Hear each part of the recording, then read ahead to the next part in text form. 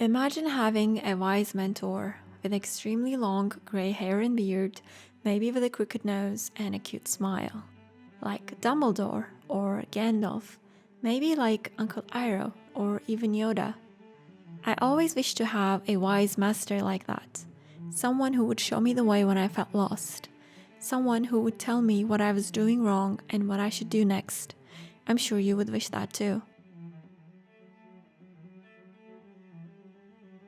Lately, I needed that master more than ever because I was miserable, both in my personal life and my professional life.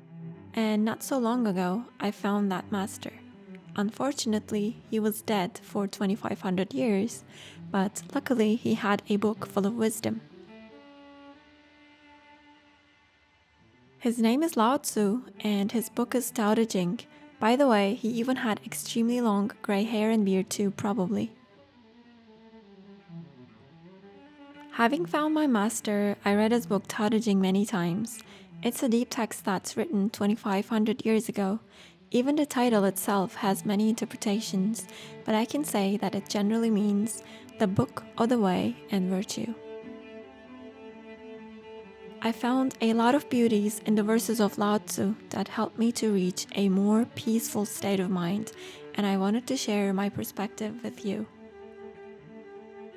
I mainly found 4 pieces of advice. There are more, but these are the ones that I like to pick. Advice number 1: master yourself. One who knows others is clever, but one who knows himself is enlightened. One who conquers others is powerful, but one who conquers himself is mighty. End quote.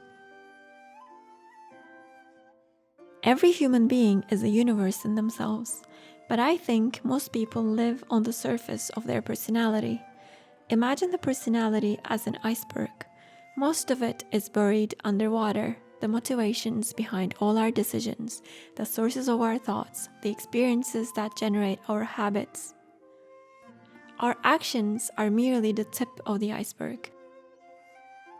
And I interpret what Lao Tzu says as the deeper you dig the iceberg, the more you can understand yourself. And the more you understand yourself, the stronger you become, and therefore, the more courage you can show to live in a way that truly nourishes your soul. That's the path to live a more meaningful and fulfilling life. There is a beautiful quote from Osho on this topic that I want to share with you. If a tree wants to reach high in the sky, touch the stars, and whisper the clouds, the first thing it must do is to take root deep in the ground, as deep as possible. The deeper its roots, the higher it can rise.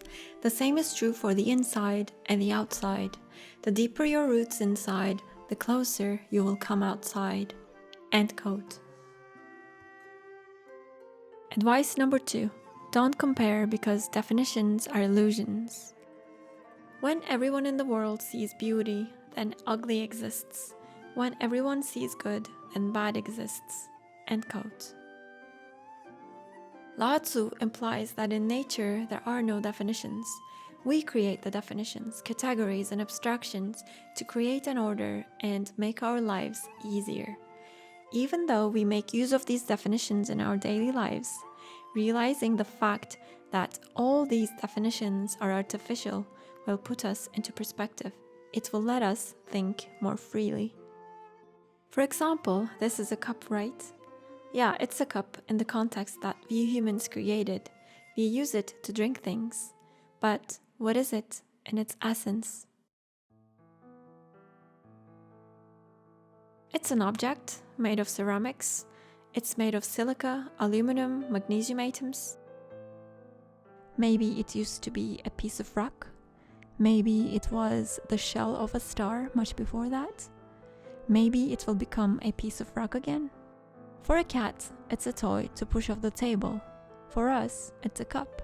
But you see the point, it's not just a cup, it depends on the context. And none of these contexts is absolute reality.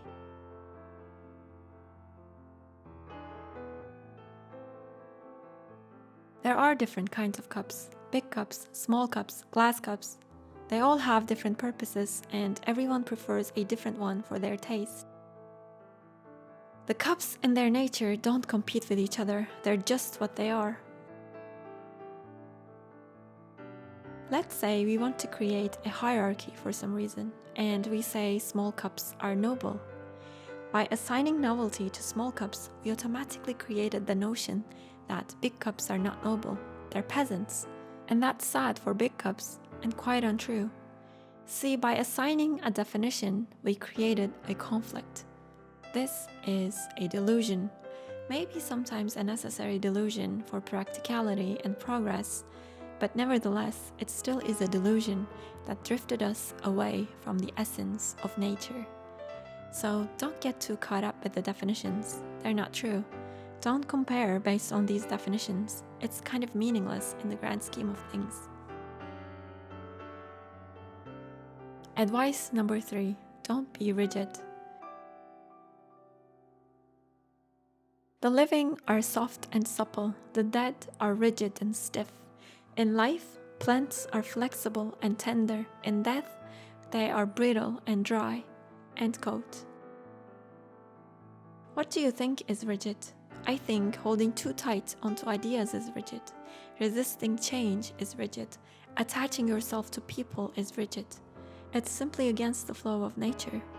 Lao Tzu says you should embrace change and you should know when to yield. In the history of humanity, progress has been delayed many times because of the resistance towards new ideas and opinions. And I think this also applies on a personal level. If you cling too much to your knowledge and beliefs, you will delay improvement. It's not wise to be so sure of opinions and ideas. You were wrong, you are wrong, and you will be wrong again. Advice number 4, flow like water. You do things in life. You work, you create, you love, you play, you invent. But did you realize that there are 2 modes to perform these actions? One is when you do it just for the sake of it. You flow with it, you work and enjoy it. You play and it feels great. You love it so much that it overflows and it feels amazing. The other one is when you do things for an external outcome, like when you work for only money, create to become famous, or love just to be loved in return. When it's the latter case, you're not only left unfulfilled, but also don't reach your true potential. I'll give an example of that from my own experience. I sometimes play the violin. I can't say that I play very well, but sometimes I can play decent-ish. The other day, I decided to record myself playing the violin, just to have a record of my progress. I turned on the camera, and when I started playing, I was awful. I played much worse than I normally would. I was awful because I wasn't focused on playing the violin, but on making my work sound good on the record. So I both enjoyed it less than I normally would, and my performance dropped significantly. When others are watching, most people get anxious and do whatever they're doing worse than they normally would, because they're not focusing on what they're doing, but instead what others are thinking about them. Master Lao would say, let go of what others are thinking and get lost in what you're doing. Get lost in it so much that it feels effortless, that it feels like you're flowing, just like water. I know it's easier said than done, and it's impossible to be in a constant state of flow. But in those times of struggle, I believe it's best to remember that nobody knows what they're doing anyway. So, just let go.